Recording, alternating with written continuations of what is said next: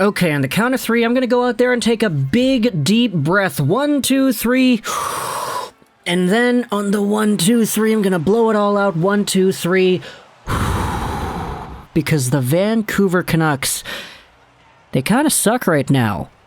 And I think a lot of the fan base, myself included, we kind of just need to relax.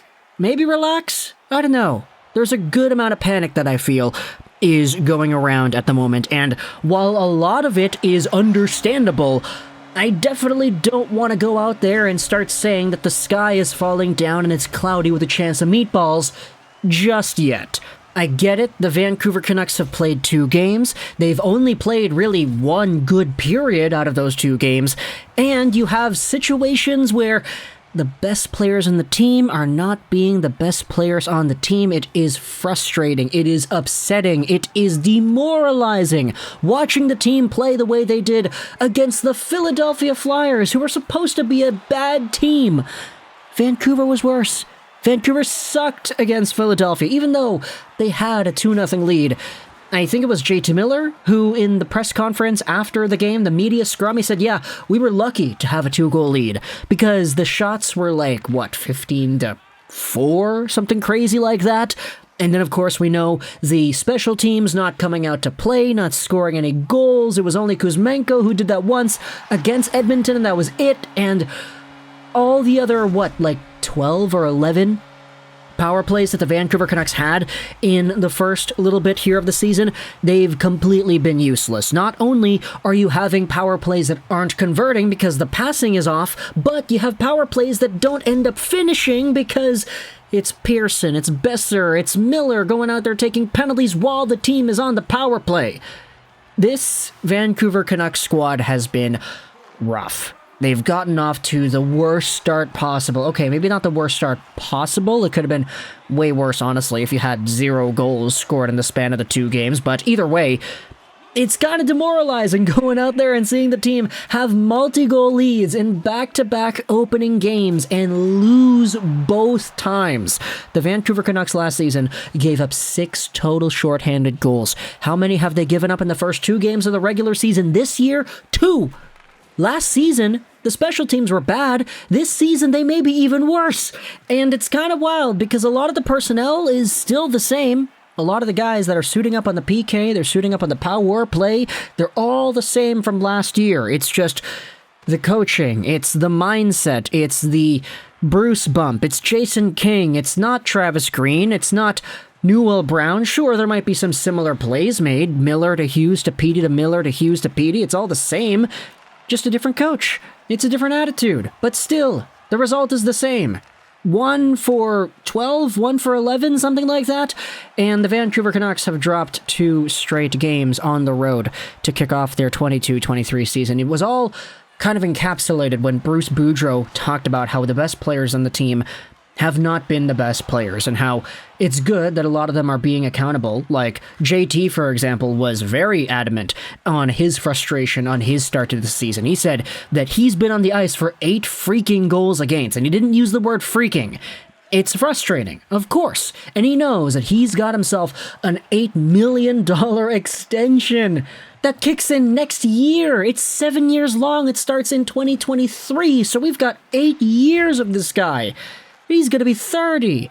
I know Miller's going to get points eventually. He's going to come back and he's probably going to score 70, 80, hopefully 90 points again. But just this start's been bad.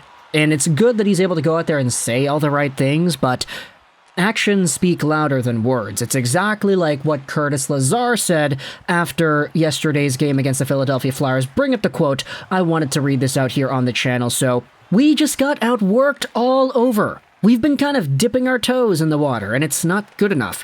We've just got to be better. Everyone means well, but words are one thing. Actions are another.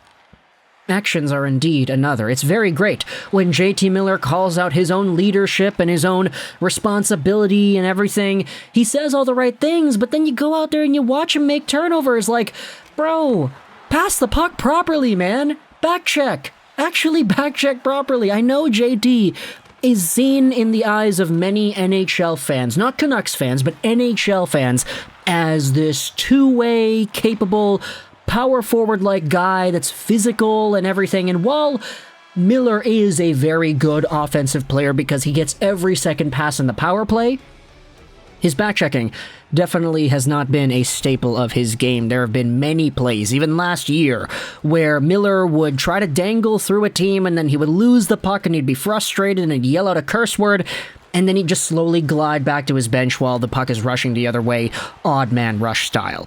Like, there were a few plays like that where JT Miller's back-check kind of cost the team goals, and like, I get it, he scored 99 points, but when you're making $8 million a season to be, and when you're held to such a high standard that you're included on lists like the NHL's top 50 players in the league list, and you're the most paid player on the team, etc., you deserve to be called out, and that is what the fans have been doing. I know JT called himself out too, and it's great.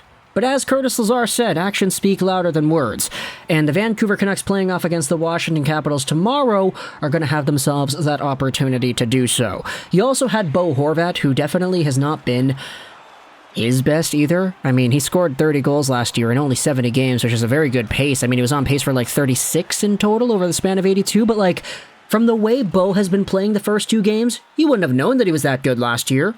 He's not been great. It's only really Petey, and I guess you could say Hughes and Kuzmenko, I guess, that have shown off well enough to the point where you can be like, yeah, they're actually kind of pulling their weight. Sure, Petey is not scoring as much as you would like him to. I mean, he's got 1 point in 2 games. It's not that bad, but like, at the same time, you can still see that he has puck control. He's making some passes. He's facilitating play properly. Quinn Hughes kind of has no choice but to be the quarterback and the most important player when it comes to transitioning the puck up the ice because he's so relied upon like that. And for the most part, Quinn Hughes has been good enough to the standard that Vancouver Canucks fans have of this guy. It's just the other two centers, man, Bo and Miller. These guys have not shown off that same level of confidence so far. And the fans' confidence within them, as a result, has been tainted. And now we're 2 games in, and everybody's calling onto the radio shows. It's going to be talked about on Sportsnet 650 post-game coverage about how, hey, this team has no bite. They're not really playing with any urgency. They played against Philadelphia. They had a 2-goal lead, and they blew it. They played against the Edmonton Oilers, had a 3-goal lead, and they blew it. On the power play, sure, Petey makes a bad pass, and that's why Darnell Nurse scores a shorthanded goal in the Edmonton game. And then you have Miller doing the same thing yesterday. It's so strange how this team's power play has completely gone to crap. And it's like, okay, even when they do get zone time, when they do have offensive opportunities, there are still a few kinks in the machine that make you go, oh, wait a minute, that could have been very easily picked off. You're lucky Quinn Hughes was able to come back and get that puck before it crossed the blue line, or else that would have been a breakaway for that other guy. Like, it has not been as fine-tuned as you would have expected it to be. Especially for a power play that looks so lethal and good under Bruce at the start of his tenure last year. It's crazy to me how much this can change. And I know that they tried to make things a little bit different at different parts of the Philadelphia game. Towards the end of the second period, you had, instead of there being 1 defenseman out there, they had 2. They had OEL and Hughes along with the other players.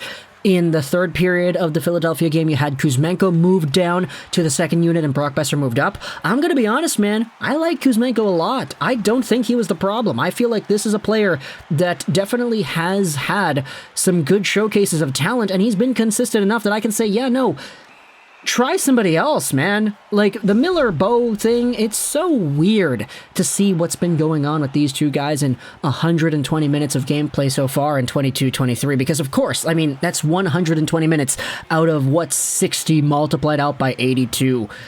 However many freaking 5,000 minutes that we're going to see NHL hockey being played for the Vancouver Canucks. It's a very small sample size, but there's been 20 good minutes of Canucks hockey so far. Maybe 21 good minutes out of the 120 minutes so far. That's 100 minutes of poor play. 100 minutes of desperate, just clamping down the hatch, trying to hang on type hockey. Against Connor McDavid and Leon Draisaitl, okay, you could say that. But against Scott Laughton and Travis Konecny, that's different, man. It's way different. The Canucks are on pace for 82 shorthanded goals against in the season, you know? Like, I know it's not going to happen, but the fact that they have 2 already, when they had 6 all of last year, like, it's wild.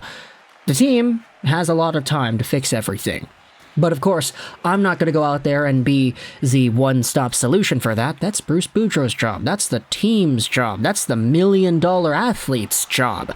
So for now, I can understand why there's panic, but there are 80 games left. So I will say I'm just very hopeful because I'm a Vancouver Canucks fan and ultimately I want to see this team succeed. At the end of the day, though, talk in the comments all your thoughts about Vancouver and what we have seen so far. I hope you enjoyed this video. Roll 9.